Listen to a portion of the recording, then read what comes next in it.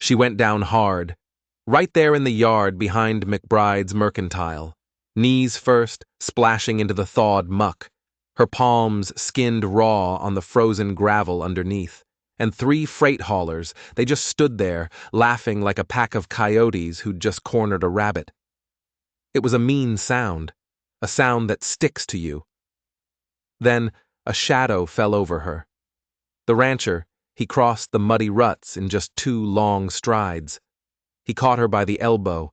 His voice was a low whisper, meant only for her. Not here. His hand was warm, steady. But her pride? It was burning hotter than the March wind that was knifing its way off the Bridger Mountains. She'd come too far for this. She'd come too far to be on her knees for anyone. Comment where you're listening from, and if you've ever had a day start this bad, hit that subscribe button, because you're going to want to know what happened when the flood came at midnight, and a ghost from the past rode back with it. Let's find out.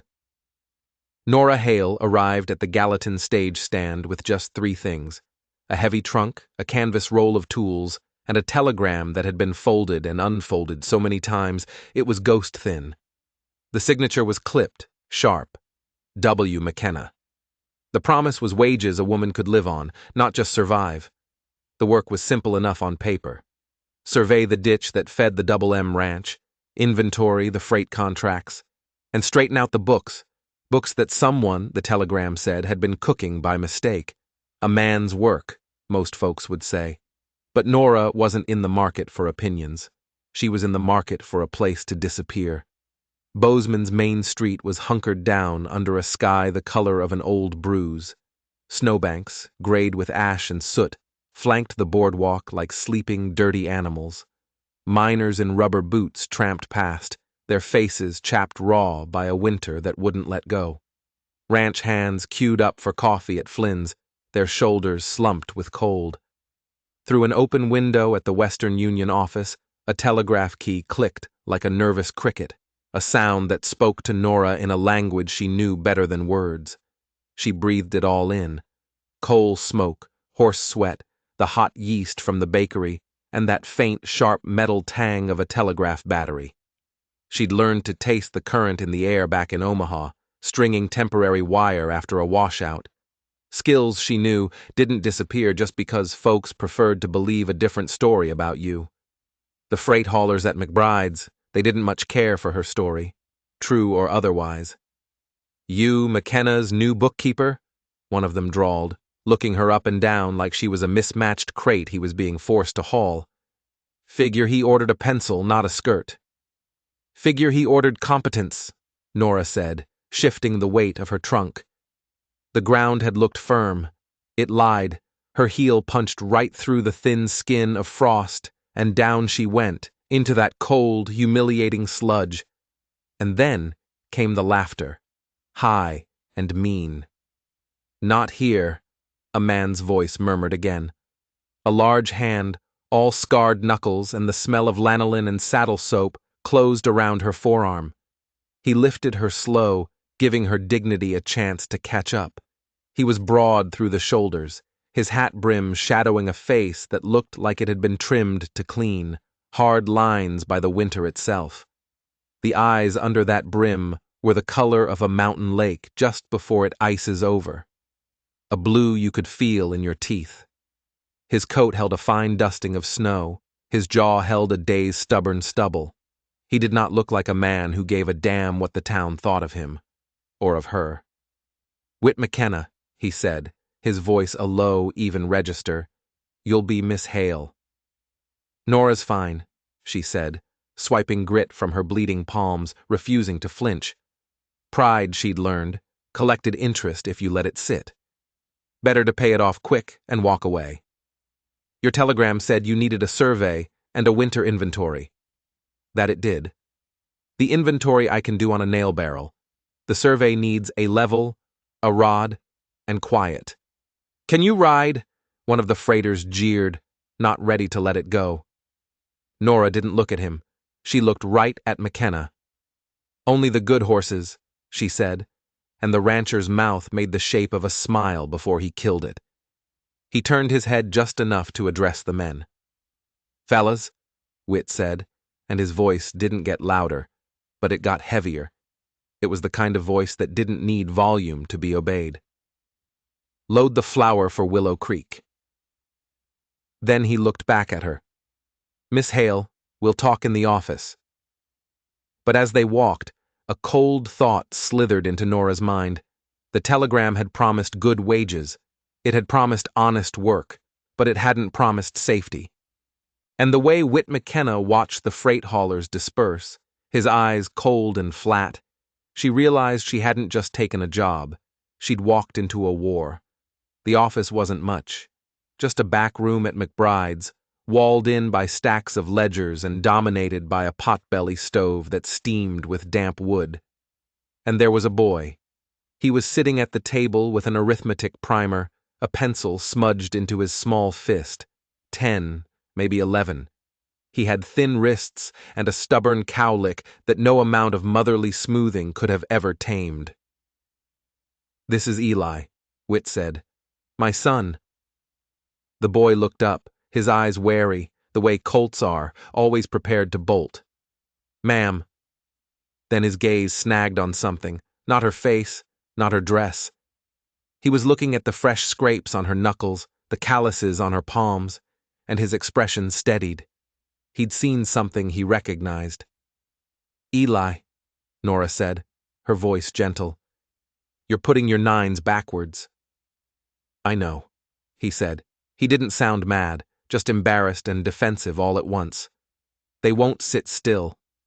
"Nines are just upside-down sixes," she said, taking a pencil and turning her wrist to show him. "Hook first, then the tail." He stared.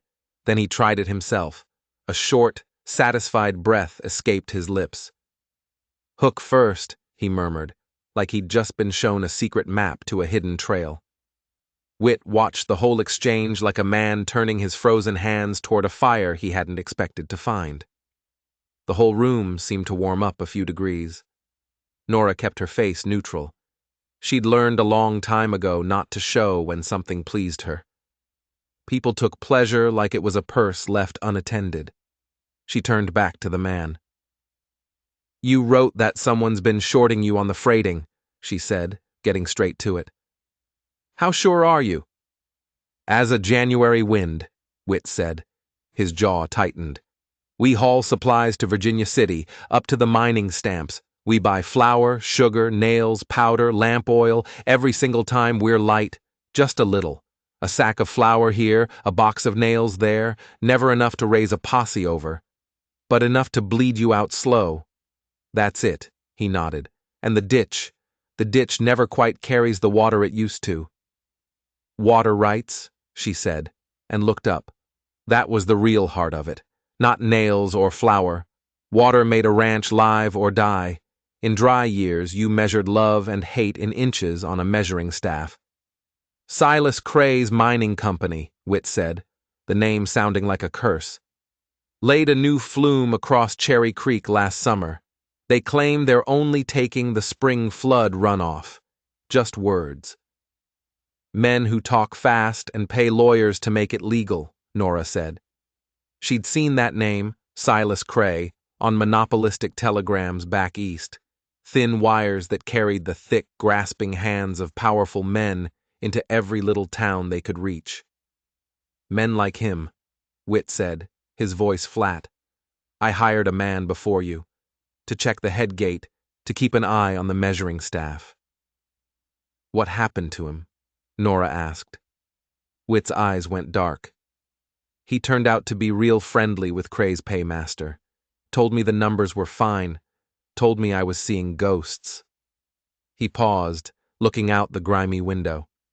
Then he packed his bags and left in the middle of the night. Or so they say. A chill went down Nora's spine. Or so they say. This wasn't just about a dishonest employee. This was something else. "I need eyes that aren't for sale, Miss Hale," Whit said, his gaze locking onto hers. "And you think that's me?" Her tone wasn't coy. It was tired.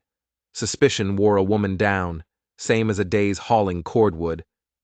"I think you came all the way out here by stage when the road's a snake pit of mud and ice," Whit said slowly. And I think you brought a roll of tools instead of a gaggle of relatives. I think you know what a surveyor's level is, and I saw that you don't take guff from freight haulers." He glanced at Eli, who was now openly listening, his arithmetic forgotten. "My house has room, if you don't mind a boy's mess." "Boys are easier than adults," Nora said, the words slipping out before she could stop them. "They exist in their bodies. Adults live in their stories." Whit's eyes sharpened, just for a second. Everyone out here had a story they'd fled. He was wondering what hers was, but he just nodded. "The double M is 12 miles west. We'll stop by the telegraph office on our way out. I need to send a message to Helena, a message I don't trust to sit in a clerk's drawer." As they stepped outside, the wind bit with fresh anger. A stagecoach rumbled past, the name Gilmer and Salisbury painted on its side, the driver hunched over his lines like a man in prayer. Nora slung her canvas roll over her shoulder, lifted her heavy trunk like it was a part of her own body, and refused to look back at the muddy yard where she'd gone to her knees. Pride would not be fed today. Eli walked between them, the heel of his little boot skimming the snowdrifts. At the telegraph office, the battery jars glowed a sickly greenish color. The wire sang its high, thin song. The operator was just a boy, really, with ink stains on his cuffs. He watched his instruments the way a farmer watches rain gauges. Whit scribbled a neat message to a Judge Peabody in Helena. Ask him when he can hear a water rights complaint. Ask what affidavits he'll require. Sign, Whitaker McKenna. Send. Collect. He slid the slip of paper through the grate. The young operator didn't look at Nora's face first. Most men did. He looked at her tool roll. Telegraph men saw the tools first. "You work a key?" he asked, his curiosity getting the better of him. "Enough to know not to post that message in the window for all of Cray's men to read," she said mildly. The boy's face flushed a deep red. He immediately bent over his key, and the staccato jerks of his wrist began translating ink into lightning. But as the message clicked out, Nora felt a sudden, sharp unease. The boy wasn't just sending the message, he was sending it too fast. His rhythm was off. He was adding little clicks, pauses. It wasn't the clean, crisp Morse she knew. It was code. He was sending Whit's message, yes. But he was sending another message, too. A secret one, hidden inside the official one. And Nora knew with a certainty that made the air in her lungs turn to ice that he was telling someone else exactly what Whit McKenna was up to. The war had already begun, and they didn't even know who all the soldiers were. They rode out in a brittle sunlight that made the snow crust glare. The world west of Bozeman just opened up, widened, so your breath finally had somewhere to go. The Gallatin River lay glazed over with ice as thin as spun glass. The Bridger Mountains shouldered their way into the sky, all blue, white, and merciless.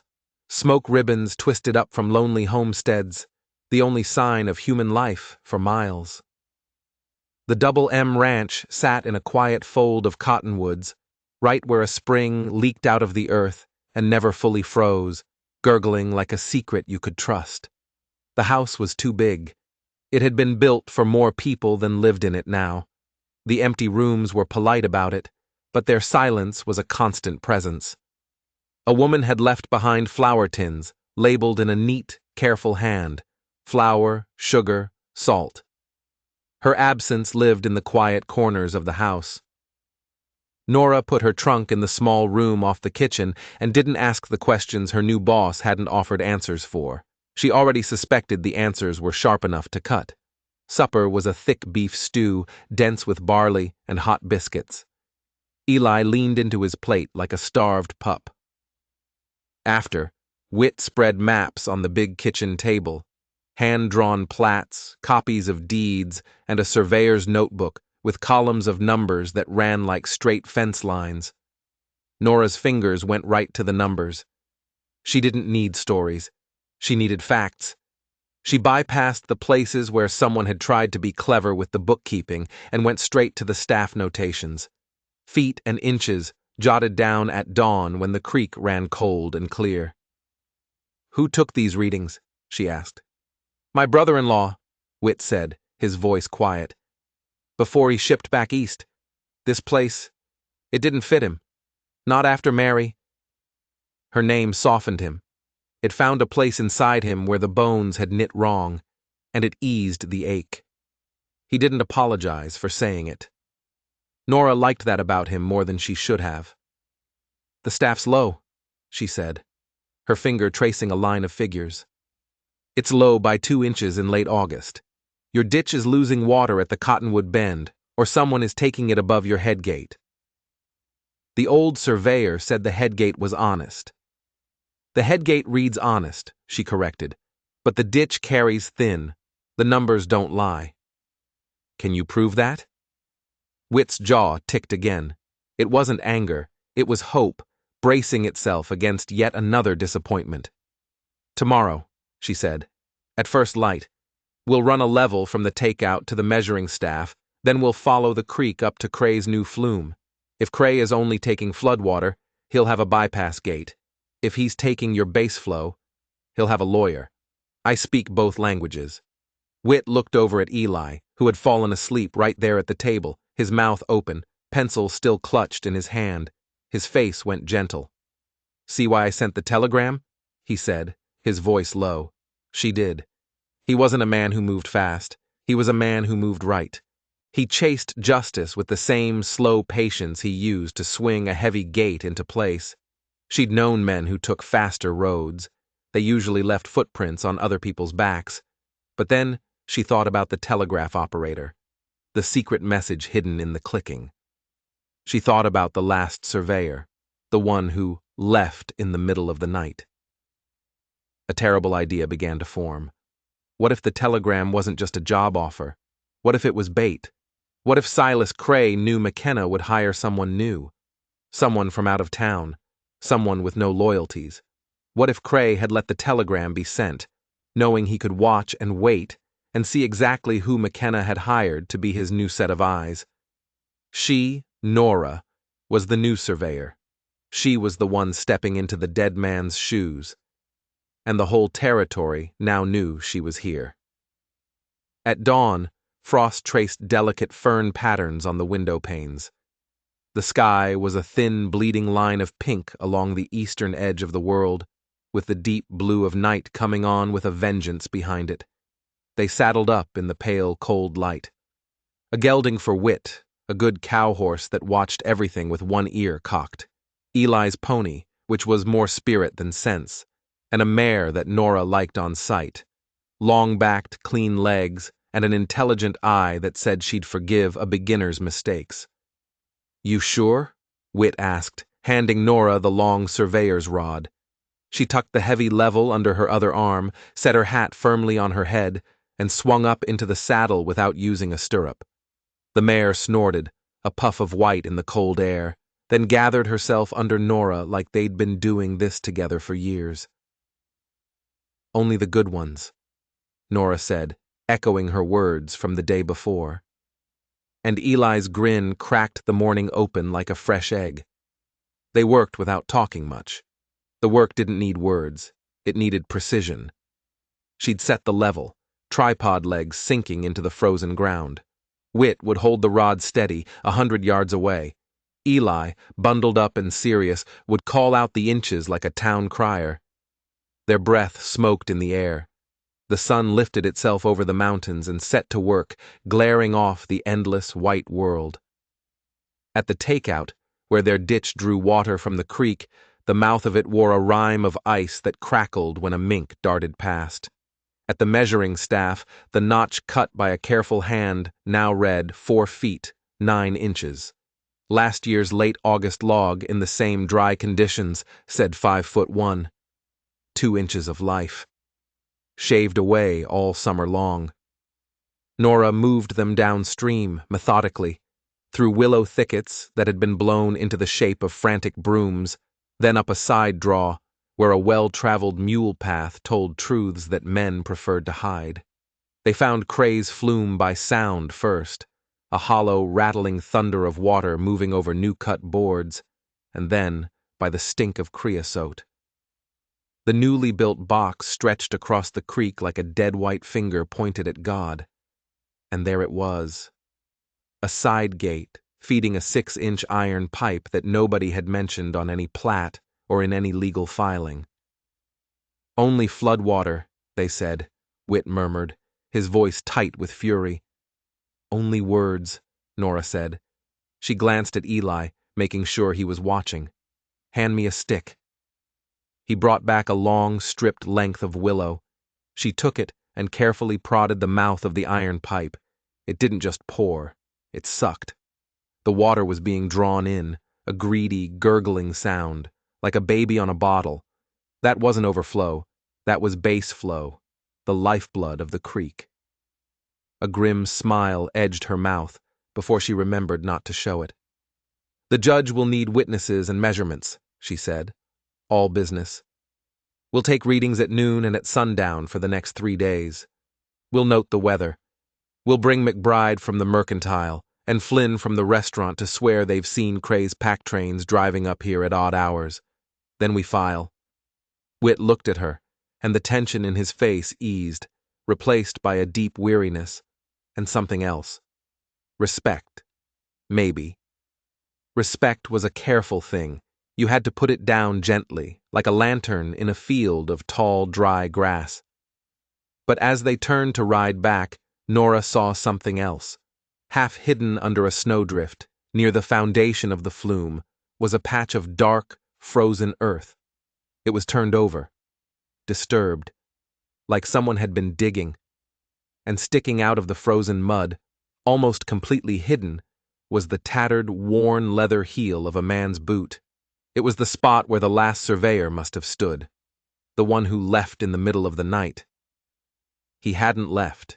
He was still here. And Silas Cray hadn't just stolen Whit's water. He'd buried a man to do it. Nora said nothing. She swung back into her saddle, her face a mask of stone. This wasn't a lawsuit anymore. It was a murder investigation. That night, after Eli was in bed, Whit stood at the sink, rinsing his plate. The old pump squeaked like a pair of worn-out boots with every pull of the handle. The silence in the kitchen was heavy. You didn't ask who I lost, he said, his back to her. Most folks do. They want to get ahead in the story. I don't like getting ahead, Nora said quietly. People trip. He stopped pumping. He stood there for a long moment, water dripping from his hands into the basin. Mary, he said. Her name was rough in his throat. She died in a cold snap, 2 winters back. Fever took her fast. The doctor's horse fell in a drift out at the Swan place and never made it through. I was out with the heifers. When I came in, she was already... He stopped. The word gone would not cross his teeth. He turned and looked at the black window pane, where his own reflection ghosted over hers. She used to make cinnamon bread on Sundays, he said, a sad smile trying to fight its way onto his face. She wrote the labels on those tins. She wanted to plant apple trees right out back. I can't bake, Nora said. It was the only truth she could offer. When someone showed you the soft, vulnerable underside of their armor, you owed them plainness in return. But I can make coffee that won't scare the cattle. He huffed, a short, sharp sound, and then he actually smiled. A real one. Coffee is a start. She wanted to reach out, to touch his sleeve, to offer some small comfort. But she didn't. She wasn't that person. Instead, she changed the subject. Or, she thought she did. I'm not a bookkeeper, she said after a beat, not by training. I learned telegraphy in Omaha, learned surveying from an engineer who didn't ask where I came from, so long as I didn't break his level. I left St. Louis in a hurry. You stole something? He asked, his voice neutral. Someone's future, she said, the words tasting like ash. He told me my future was to sit quiet and be grateful for what he offered me. I had a different idea. Forgetting to be quiet can get you run out of some towns, Whit said, not unkindly. It got me bruised, she said, and without thinking, she rolled up her sleeve. Faint yellow and purple marks ghosted along her forearm. He didn't look away, the way some men did, pretending not to see so they could keep their own ease. He just looked, and his eyes got a little darker. I made myself an agreement on that stagecoach, she said, pulling her sleeve back down. I would not kneel again, not for anyone who wasn't bleeding out. His gaze flicked from her face to her hands, to her steady stance. And if you slip in a muddy yard in town? He asked, a hint of that near smile returning. I get up, she said. On my own. His eyes warmed, just a hair, or with a hand from a neighbor. She pretended to study the map on the table rather than the way his mouth softened on the word neighbor. She had to tell him. She had to. But how? How could she tell this grieving man that the body of his last hired hand was likely buried not 50 feet from where his water was being stolen? Telling him would be like throwing a match into a powder keg. He was a good man, a patient man, but a man pushed this far. He might do something that would get him hanged, and then Silas Cray would win everything. No, she couldn't tell him. Not yet. She had to find a different kind of proof.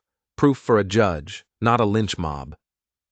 We'll need to show intent, she said briskly, forcing her voice back to business. Cray will claim it was all for flood control, for the public good. Judge Peabody knows public good in his bones, Witt said. He's raised cattle long enough to know what a dry ditch smells like. Dry ditches, Nora said, smell like old tin and mice nests.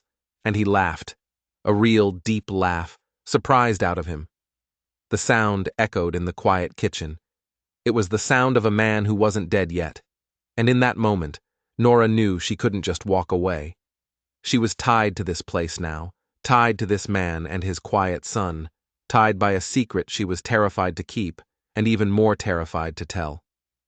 She was standing on a grave, and she was the only one who knew it. The next 3 days braided themselves into a single, repeating rhythm. Dawn readings, with ice crystals filming their eyelashes, midday notes, scribbled down while the sun tried and failed to soften the frozen world.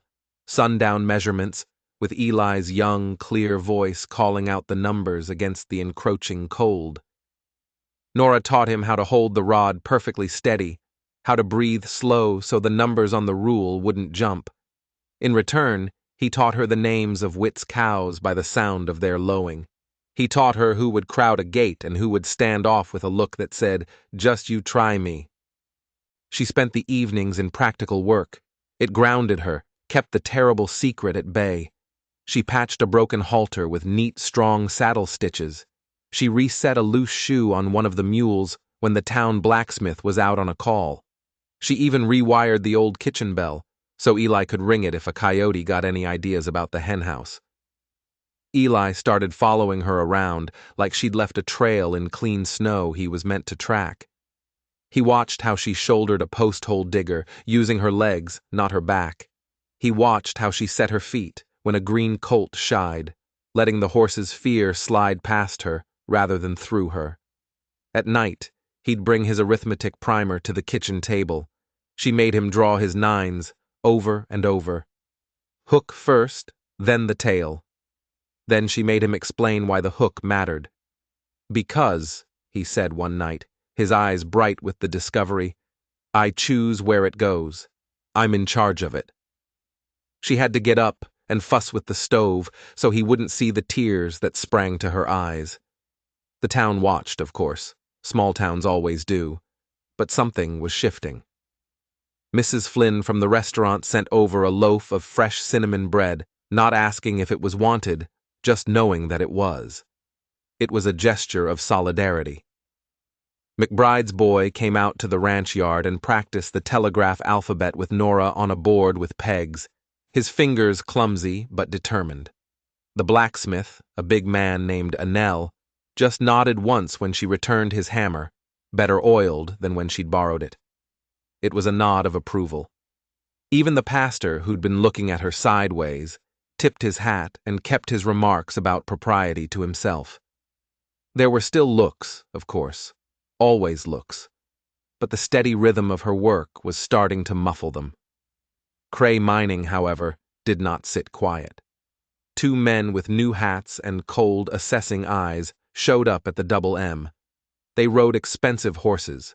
They carried a letter on stiff paper, full of words like trespass, and invoking statutes with Latin endings that bristled like nettles.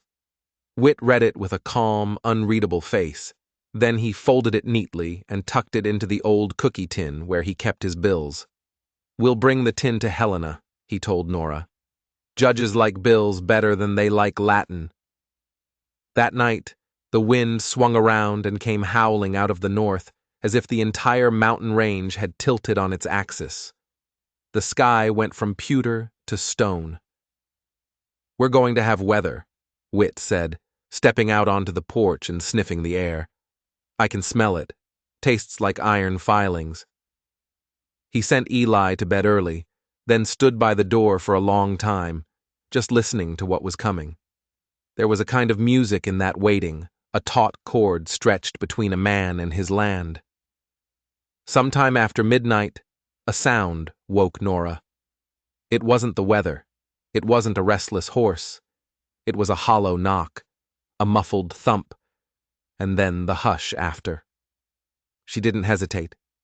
She shrugged into her coat, took the rifle down from the pegs over the door, like it had been waiting there for her all along, and eased out onto the porch. The moonlight was strange, making the yard a negative. The snow was white, where the world was black, and black where it should be white.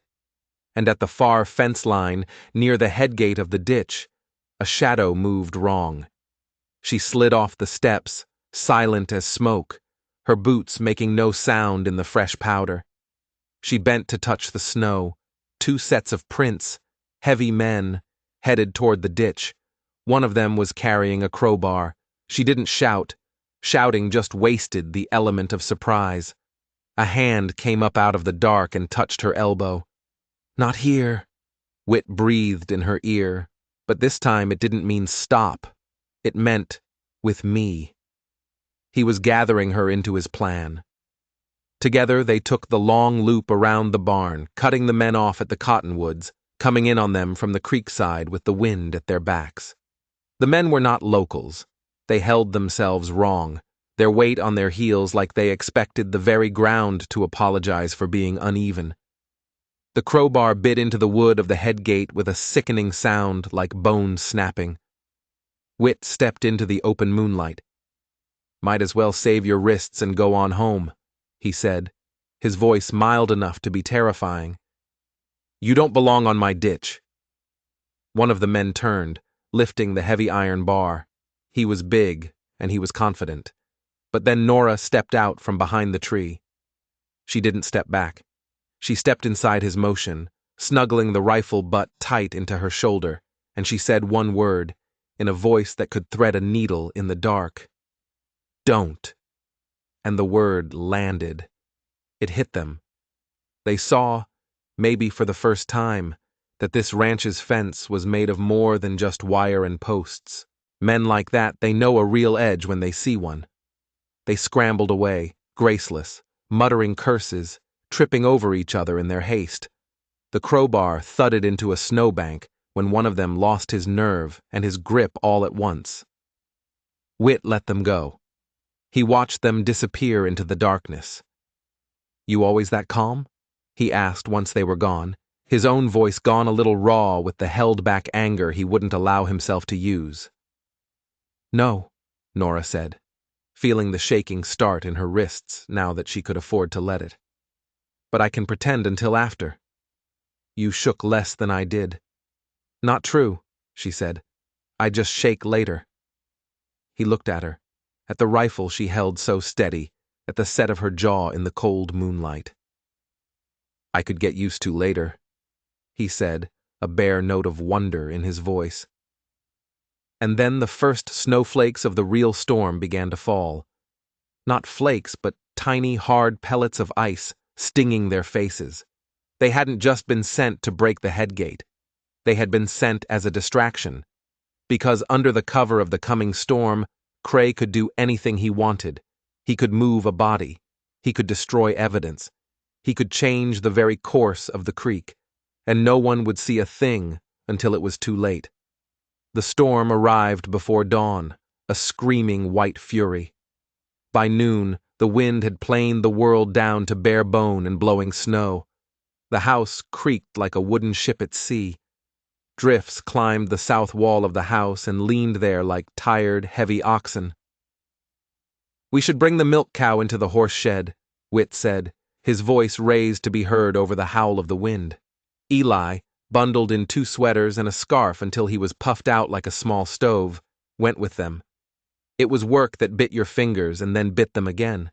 They ran a rope from the porch railing to the barn door. Old men in town swore by it. You could walk 3 steps in that kind of whiteout and lose the direction of east forever. The snow didn't fall. It flew sideways, stinging like ground glass. Nora took the lead, the heavy rope coiled around her fist. Whit's hand was on her back, as steady as a ship's keel. Eli was hooked to Whit's belt with a tight mitten grip. They moved by inches, their faces burned raw in a quarter of an hour. In the relative quiet of the shed, the cow lowed, long and offended at the indignity of it all. Nora rubbed her neck, the way a good midwife might rub a laboring woman's spine. "You sound like every teacher I ever had," a small voice said behind her, hoarse with cold. It was Eli, trying to make light of his fear. She smiled without turning around. "You're learning your 9s, she said, loud enough to be heard over the wind still shrieking outside. "You can learn a cow's mind next." Back in the house, the warmth was a physical shock. Eli declared himself desperately thirsty. Then, he slipped up the stairs to fetch a secret stash of licorice he kept under his mattress. He was a boy, and boys fed their courage with sweets. But he was gone longer than it takes to find licorice. Whit frowned, listening. "Eli?" The house answered only with the scream of the wind and the sound of snow pummeling the north wall. Whit's worry shifted from his feet to his chest, to his hands. He took the stairs 2 at a time. Nora was right on his heels. Eli's room was empty. The window was shoved up 2 inches. A small drift was already forming on the sill. The boy had been watching the storm, the way you watch a train crash, horrified and amazed all at once. And when the shed door had banged loose in the wind, he must have decided. He must have gone down the back stairs to fetch the loose latch, to fix it, like a man. They didn't say a word. Words just stalled you when a life was on the line. They hit the back steps so fast the wind slapped them hard enough to knock the breath from their lungs. The rope line. It was their only lifeline. Whit tied the end around his waist and handed the middle of the rope to Nora. "You're lighter," he said, his voice tight. "If there's a pocket—" He didn't finish the thought. He didn't have to. A snowdrift could form a pocket of air, or it could suffocate you in seconds. She took the rope without argument. She didn't waste time being angry at the world for how it was. They moved out into the blinding white chaos. The confusion of snow erased the horizon, the fence, the shed itself. Sound failed. The world narrowed to the dull slap of the rope against their coats, to the ice forming on their eyelashes, to that cold room deep inside your body where fear sits and breathes, loud and ragged. The shed's door banged again, a gunshot in the white noise. It was a sound they could use, like a compass. Nora angled her body toward the noise. She counted her steps. She felt the rope go heavy, then slack, and then she felt it. The smallest, slightest change in pressure on her glove, the give of the snow over something soft. She dove. Snow burned her face and wrists as she plunged through the hard crust into the soft powder beneath. Her hand fisted in wool. The mitten was slick with ice, but it held. She hauled back and the rope lent its arm, Whit's weight anchoring them all against the fury of the storm.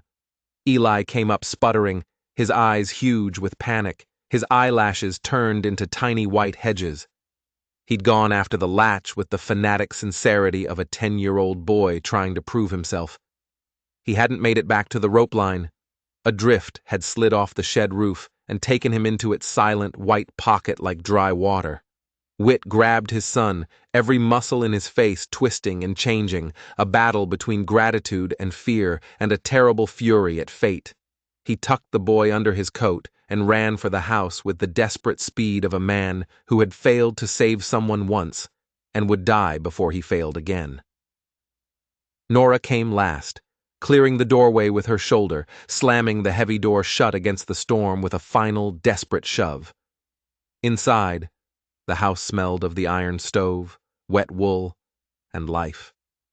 Eli coughed, then sobbed, the hiccuping cries of a child who has truly scared himself. Nora wrapped him in blankets and put him by the stove, rubbing his hands and feet until the angry pink color came back. Whit knelt and kissed his son's hair, once, hard, like a vow being sealed with heat. "You tell me next time," he said, his voice steady, but it was a steadiness built of planks jammed into place to hold back a flood. "You don't go fix it alone." I wanted to help," Eli mumbled, shame flooding into the places where the cold had just retreated. "You did," Nora said, and it was the truth. "You helped me remember about the rope." Later, much later, when the boy was asleep and the storm had finally eased into a constant, mournful whisper against the glass, Whit leaned his forehead against the cool wall by the stove. He looked bent, trapped between two immense forces, regret and relief. And something in Nora reached out of its own will. She touched his shoulder. He didn't startle.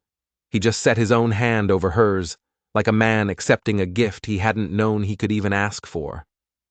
"I lost Mary in a snow like this," he said, his voice a raw scrape.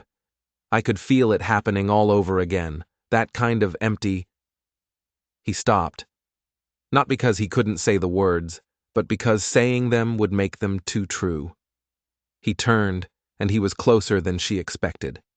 So close she could feel the heat coming off him, like the flicker of a match. The secret about the buried surveyor was a weight in her throat. She had to tell him. But how could she now? After this? After he had almost lost his son in the same kind of storm that took his wife.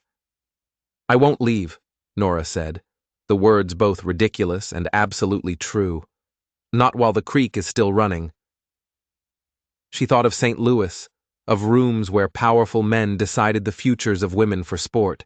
She thought of the moment in the muddy yard when he'd said, "Not here," and had lifted her up without looking around to see who approved. She let her hand rest where it was, strength and trembling, all together. "Good," Whit said, his voice barely a whisper. "Stay."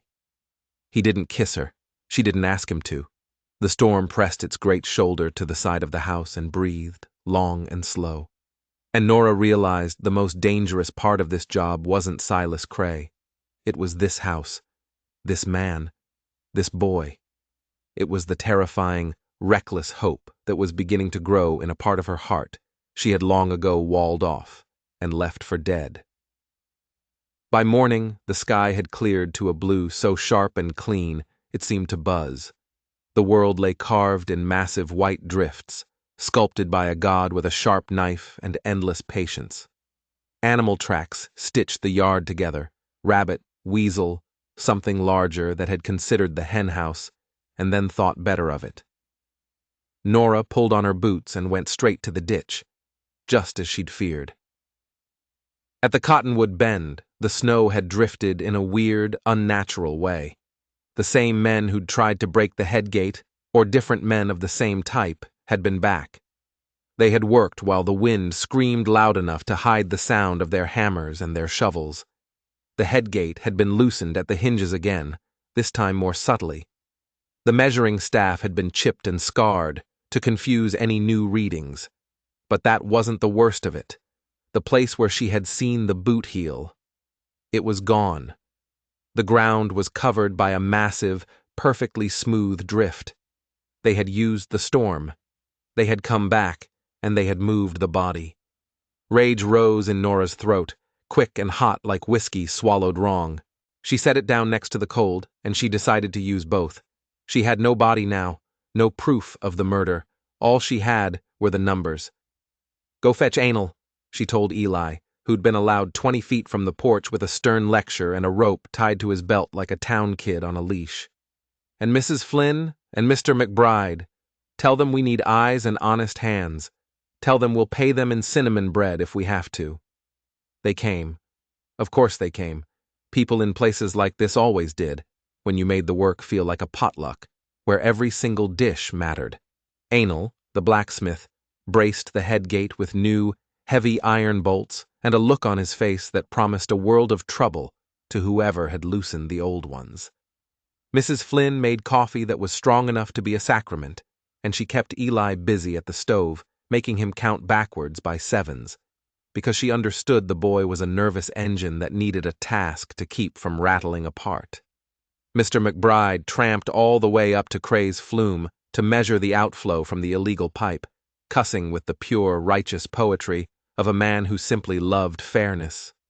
The world had tried to erase the crime, so they would write it down again, in numbers, in affidavits, in the memories of honest people. The telegraph boy arrived that afternoon, puffed and red-cheeked, a telegram in his mittened hand. The wire from the judge had come back. Hearing in Helena. Tuesday next. Bring witnesses, bills, and your patients. "Always bring patients to a courthouse," Mrs. Flynn said, nodding wisely. "And cookies." They went. Whit and Nora. Eli went too, because it was his life on the line as much as anyone's. Anal came, wearing a clean shirt that looked too tight in the shoulders. Mrs. Flynn came, because she knew that simple language could be a weapon, and she knew exactly how to wield it.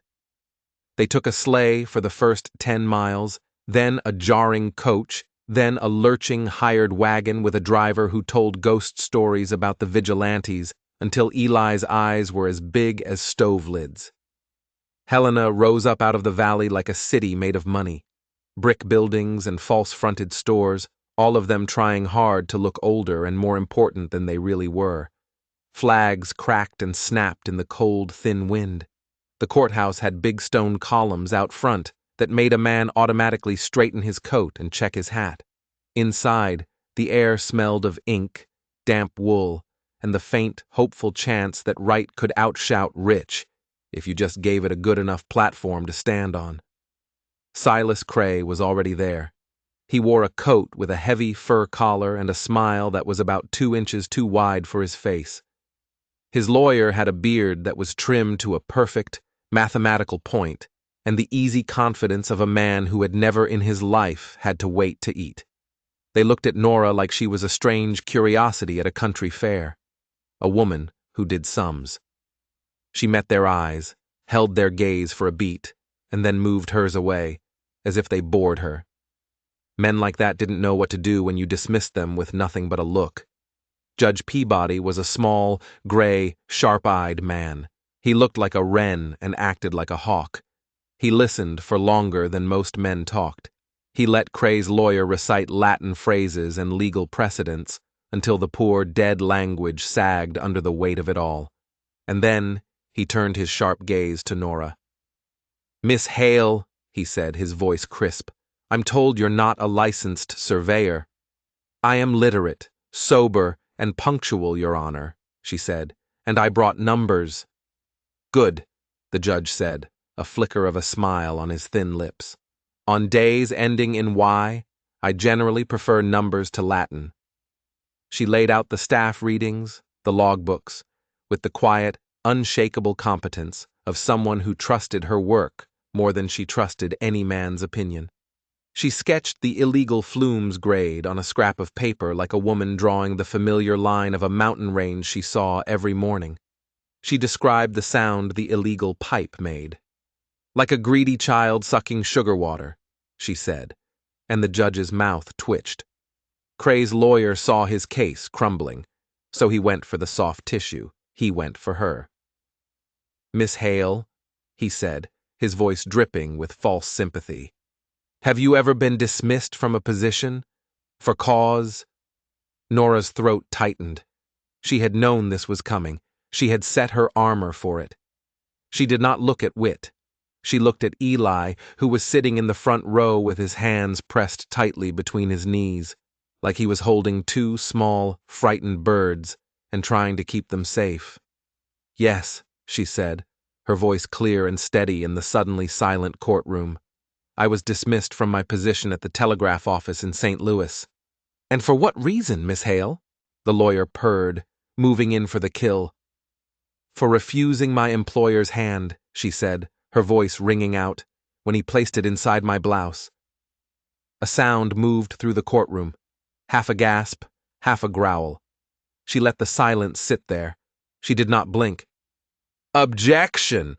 The lawyer snapped, a blotchy, unpleasant red color spiking on his neck.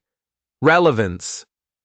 Overruled, the judge said, his voice suddenly mild and hard as iron. Character always becomes relevant, counselor, when one side makes the mistake of trying to question it. Nora went on, because you always finished what you started, even if your voice trembled at the very edge. I was not charged with any crime. I was advised to be quiet if I wanted to receive good references for future employment. I declined the advice to be quiet. I own that decision. Silas Cray's smile had shifted. It had gained a thin crack, right where his teeth met his cheek. Whit stood when it was his turn, and he spoke like a man laying fence posts. Post by post, truth by truth. He did not once use the words villain or thief. He just said inches and dates and the names of the calves that were born the week the ditch first ran thin. He said Mary's name once, just once, because she was part of why the water mattered. Then a small hand went up from the back bench. The judge blinked, like he'd heard a small, clear bell ring. Young man? Eli stood up. He stood because he had been taught that you stand when you speak in a room where men think they own all the words. Sir, he said to the judge, his voice high but not wavering, I learned my nines. Because Miss Nora, she showed me you have to do the hook first. He paused and took a breath. I reckon maybe grown-ups should learn to do the hook first too, so the rest of it sits right. Silas Cray actually snorted with laughter. He couldn't help it. He didn't understand sincerity, so it struck him as funny when it brushed up against him. The judge's gaze cut to Cray, sharp and cold, then back to the boy. Hook first, Judge Peabody said gravely, as if Eli had just cited a forgotten legal statute. I will remember that, son. He handed down his ruling 2 days later. He'd ridden out and walked the flume himself, listening to the creek like a man trying to remember the words to an old song. Cray was enjoined from taking any base flow. He was ordered to remove the illegal pipe immediately, and he was ordered to pay damages at a number that made Annell the blacksmith let out a low, pleased whistle. You'll get a new headgate, Mrs. Flynn said, wiping her eyes, and Whit will get his apple trees. Mark my words. Cray took the loss with that same fixed smile, a smile that promised this fight wasn't over. It never was, with men like him. They wore persistence like a second coat. But as they were leaving, he stopped in the corridor. He nodded to Nora. It wasn't a friendly nod. It was a nod that admitted his surprise at her spine. She nodded back, coolly, like a woman who'd learned a long, long time ago that you don't conquer a man like that with one day in court. You wear him down. With years and years of being there, every single morning. But as he walked away, he glanced back over his shoulder, and his eyes weren't on Whit. They were on Eli, and Nora felt a cold dread that had nothing to do with water rights at all. They had won the battle over the ditch, but in doing so, they had shown their enemy exactly what they loved the most. Back at the Double M, the world had tilted itself toward spring. The snow was sliding back, revealing the dirty, matted grass at its edges. The creek sang a little higher in its banks every day. Eli started leaving his coat unbuttoned and got scolded for it daily. Nora found a new rhythm. She oiled saddles with a quiet mindfulness that could have been a prayer if she'd been the praying kind. She believed in leather and oil more than she believed in hymns. They set the new headgate in April. Half the town came out to watch, like it was a barn raising or a christening. Anal made a short, gruff speech that involved 3 different kinds of nails and why a man should strive to be like one of them. Mrs. Flynn cried into her apron and then denied it with great strength. The pastor said a blessing, in which he carefully avoided saying Nora's name, mostly because he suspected that if he blessed her directly, she'd just look at him until he felt the need to apologize. He did, however, bless the milk cow with great gusto. That night, the house felt different. It didn't feel empty anymore. It felt expectant. Whit put a lantern on the porch rail and stood beside it, like a man about to call in a herd from a faraway pasture. He cleared his throat. "Mary liked music," he said, his voice careful, steady. "I don't sing. Eli, though, he's got a good ear. He hears more than he lets on." "I know," Nora said. It wasn't an interruption. It was a harmony. Whit looked at her. The air between them had been tightening for weeks, strand by invisible strand, until the slightest movement made it hum. "I could spend the next 30 years standing by that ditch," he said, "making sure men like Silas Cray don't try to whittle it down to a trickle again. I can do that alone, but it's colder work than it has to be." "I'm not a warm woman," she said. "It had to be said. You didn't lie in this house. I forget to laugh. I sometimes sleep with a knife within reach. I talk with my hands when I should be using my eyes. You make coffee that won't scare the cattle," he said, and a smile ghosted across his face, there and gone, despite all the weight he carried. "You teach boys about the hook first. You don't kneel. You saved my son." "I didn't save him alone," she said, and had to look down at the porch boards because his eyes could be too much if you took them full on. She saw his boots, scuffed and honest. She saw the porch plank that had been worn smooth where Mary must have once stubbed her toe. Lives made themselves out of such small details.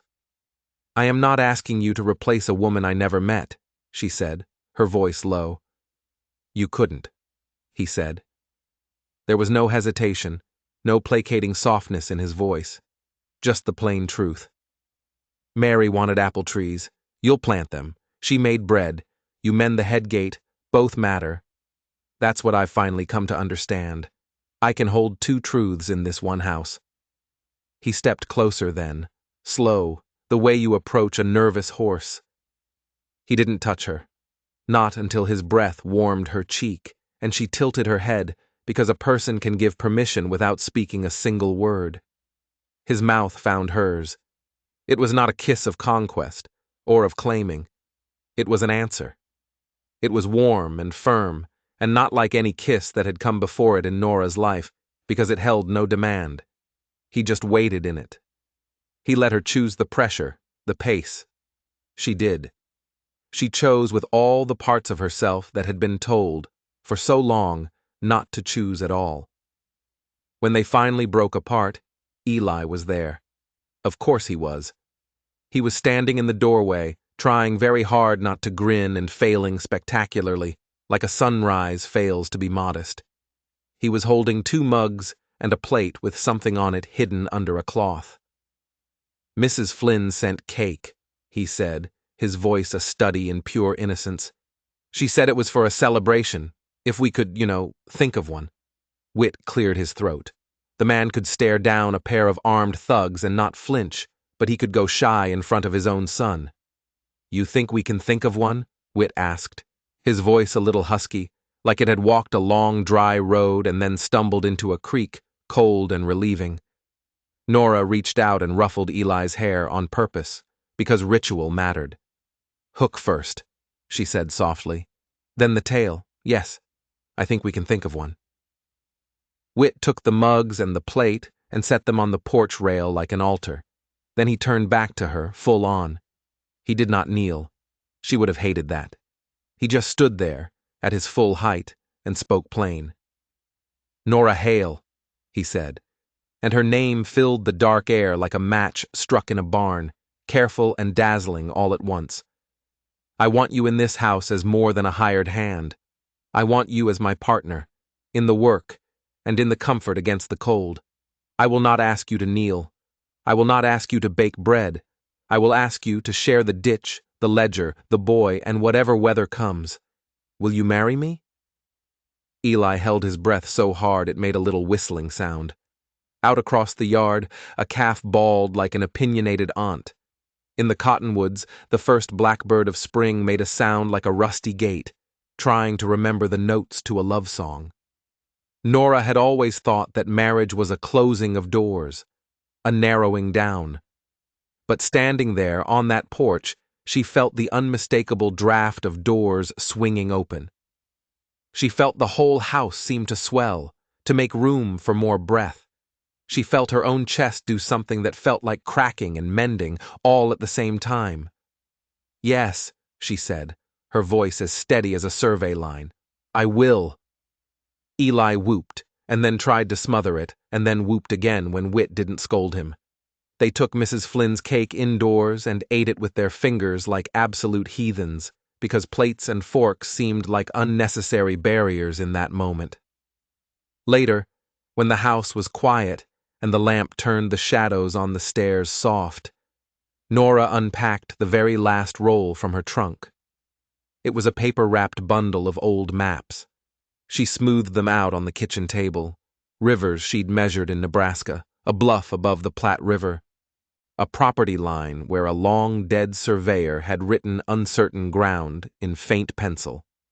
At the bottom of one, she wrote in bold, clear letters, Gallatin, double M, and she dated it. A life, she was beginning to believe, had to be mapped before it could truly be lived. They were married in May, under the cottonwood trees, which were newly leafed and trembling with 1,000 small green hands. The pastor kept his remarks to decency and the likelihood of rain. Mrs. Flynn cried for real this time and didn't even try to hide it. Anal the blacksmith swung Eli up by the waist when the boy's head seemed to buzz with so much joy he couldn't keep his feet on the ground. The telegraph boy even brought a message from Judge Peabody. It read simply, "Hook first, then the tail, apples next spring." The yard smelled of damp earth and horsehair, and somewhere, a meadowlark was stitching its bright, liquid song through the fabric of the day. Nora wore a simple blue dress, because white felt like a story that had been written by someone else.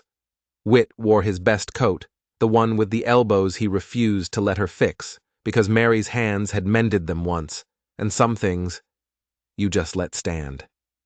He spoke his vows without trembling. She spoke hers with one single catch in her throat and didn't apologize for it. Eli stood between them like the bridge he was, holding both their hands for a second before the grown-up rules required him to step aside. He did so with a great, theatrical sigh that made the gathered crowd laugh and then wipe their eyes, because children know better than anyone how to make room. They danced, right there in the yard, on planks laid over the rough ground. Mrs. Flynn had found a fiddler, a man who scraped out tunes that were more spirit than skill. Boots thumped. Laughter rose up to the mountains.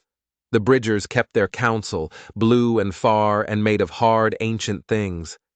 A sunset ran like liquid gold along their jagged teeth. Late, in the quiet after everyone had gone home, Whit and Nora walked the ditch.